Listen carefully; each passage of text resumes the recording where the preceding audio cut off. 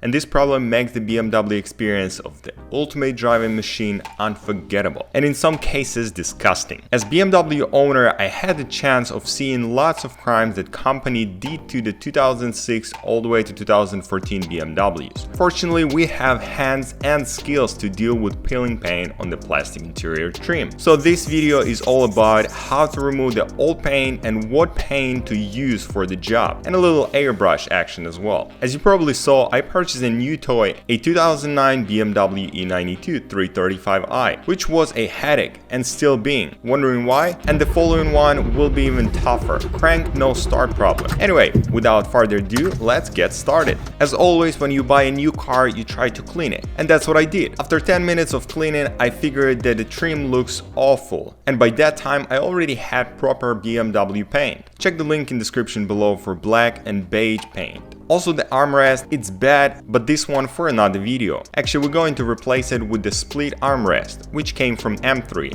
and we're gonna need to paint it since it's in black color. I start removing all the trim pieces that need to be repainted, such as cup holders. By the way, I also have the video on how to repair them if they stuck open or stuck closed, the start-stop button, back trim, door control panel, steering trim, and more. To remove the cup holder plastic trim is easy as using the pick tool or flathead screwdriver, pry it from the under, and voila. Then the long piece. You got to be pretty careful about this one, but it has 4 metal pins driven into the dashboard, so gently pry from every single perspective and you'll be fine. Jump into the main console trim. A little bit of prying and pulling from all of the direction will do the job. At this stage, we don't need to disconnect the wire from the hazard light. Gently fish your hand under the start-stop button, press onto the pins to remove the harness. And then also from the back, there are 2 more pins that are holding the button itself on the dash. After pushing on them, remove the assembly and remove the outer ring by using the pick tool. I know there are a few options for the inner and outer rings, but I prefer matte black finishing, and I'm not being a big fan of carbon fiber, so that worked for me perfectly nice. Although I do like one option, which is aluminum. That is what I installed on the M3 e93, and in my opinion, it definitely worth $7. What is not the same is nasty steering trim, and it can be removed by undoing 3 T20 screws from behind the steering wheel. There are 2 holes on the left and right arms, and one of them on the bottom. They are leading to the torque screws. After undoing them, you'll be able to leave the bottom portion of the trim and then make your way to the top. You're also gonna need to undo 2 T15 screws from the buttons that they are driven into the trim. As far as we did remove that piece of plastic, we need to remove the shiny silver piece. It applies the same idea. Now moving to the gear selector. Everything is straightforward. Use the plastic brake bar and pop the plate out of the console, then disconnect wiring, and you also can remove the lever by yanking it up. After that, flip the plate, remove the harness, as well as gear position indicator, which is the LED lights. The window selector can be removed without removing the panel itself, but if you also wanted to restore the handle, you're gonna need to remove the whole plastic door. Check the video in the cards right here how to do that. The next step is removing the paint. In the past, I was using the dish soap with hot water and green sponge and washed the hell out of it. Then I was trying to use the sandpaper on the surface, which is lots of work, but there's a super simple way to remove the old paint from the plastic. Pretty much any plastic that's been painted, and that is sticker remover. There are some more solutions that you can find,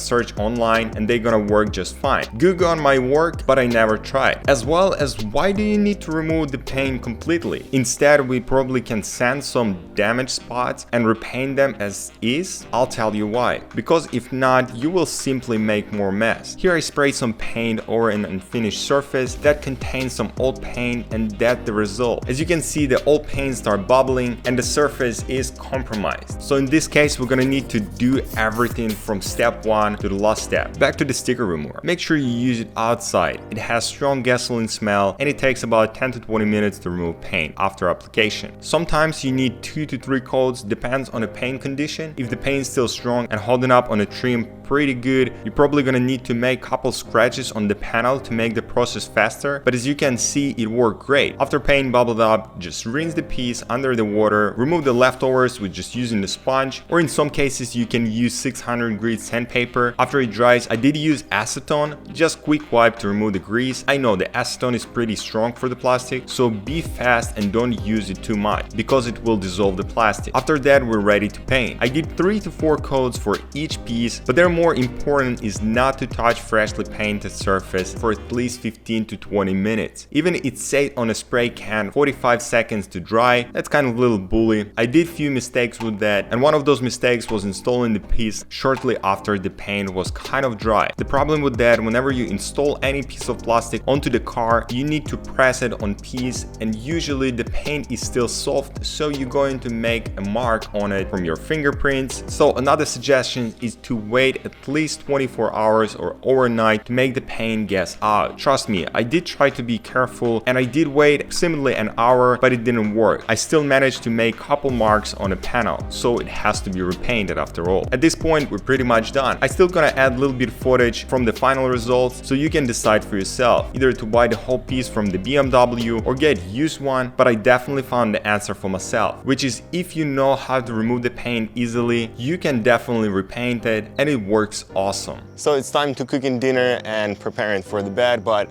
I still gonna clean up a little bit the portions that I'm not gonna be including in the video. In that case, I'm gonna have a little bit more freedom in terms of just playing with it. Look at that huge difference.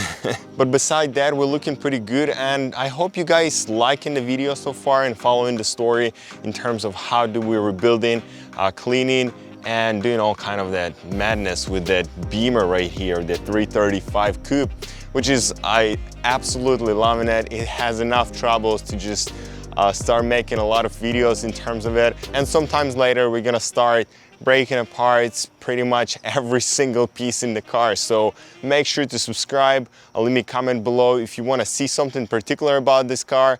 And yeah, I'll see you in the next one.